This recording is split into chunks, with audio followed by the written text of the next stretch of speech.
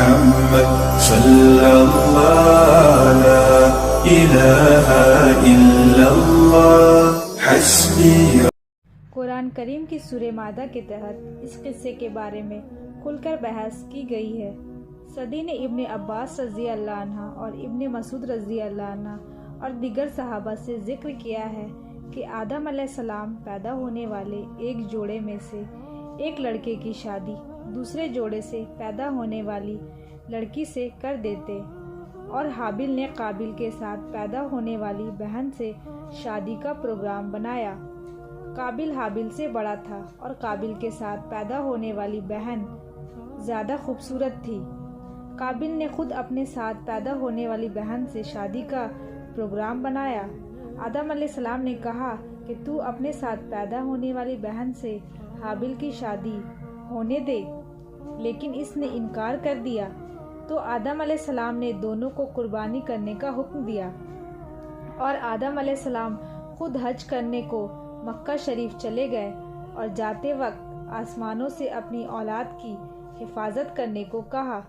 انہوں نے اس بات سے انکار کر دیا تو زمینوں اور پہاڑوں کو کہا، وہ بھی انکاری ہو گئے، اور قابیل نے ان کی حفاظت کی ذمہ داری قبول کر لی۔ حابیل اور قابیل نے اپنی اپنی قربانی پیش کی۔ حابیل نے اپنی قربانی کے لیے ایک موٹی تازی بکری پیش کی کیونکہ وہ بکریوں والا تھا، اور قابیل نے اپنی کھیتی سے ایک ردی اور نکما گٹھا پیش کیا کیونکہ وہ کھیتی والا تھا۔ آسمان سے آگ اتری اور حابیل کی قربانی کھا گئی اور قابیل کی قربانی کو چھوڑ گئی۔ وہ ناراض ہو گیا اور کہنے لگا، میں تجھے قتل کر دوں گا، صرف اس صورت میں چھوڑوں گا کہ تو پھر میری بہن سے شادی نہ کرے۔ اس حابیل نے کہا کہ اللہ پرہیزگاروں سے قبول کرتا ہے۔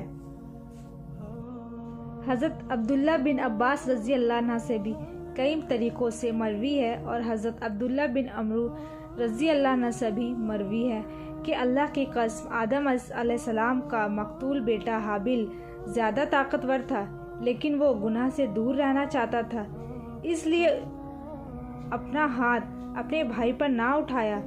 حضرت ابو جعفر باقر فرماتے ہیں کہ آدم علیہ السلام دونوں کی قربانی کرنے کے موقع پر موجود تھے، اس لیے قابیل نے آدم علیہ السلام سے کہا کہ تو نے اس کے لیے دعا کی ہے، اس لیے حابیل کی قربانی قبول ہو گئی، میرے لیے تو نے دعا نہیں کی۔ اس کے ساتھ ہی ساتھ اس نے حابیل کو دھمکی دی۔ ایک رات حابیل نے بکریاں چرانے میں زیادہ دیر کر دی۔ حضرت آدم علیہ السلام نے قابیل کو بھیجا کہ وہ حابیل کے لیٹ ہونے کے متعلق معلوم کرے۔ قابیل گیا، حابیل سے ملاقات ہوئی۔ قابیل نے کہا کہ تیری قربانی قبول ہو گئی اور میری قربانی نہیں ہوئی۔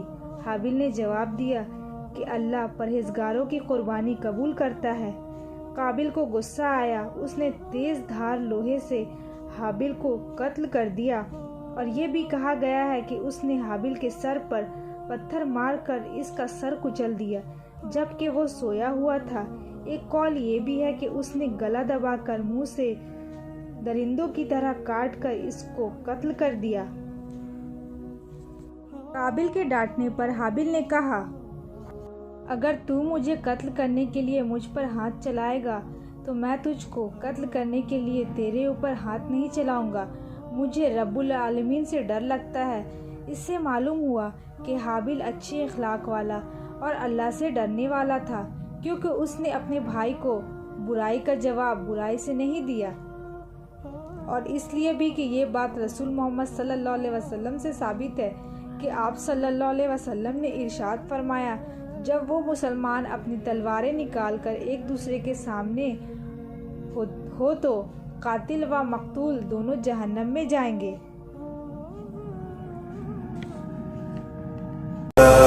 الہ الا اللہ حسبی ربی جل اللہ۔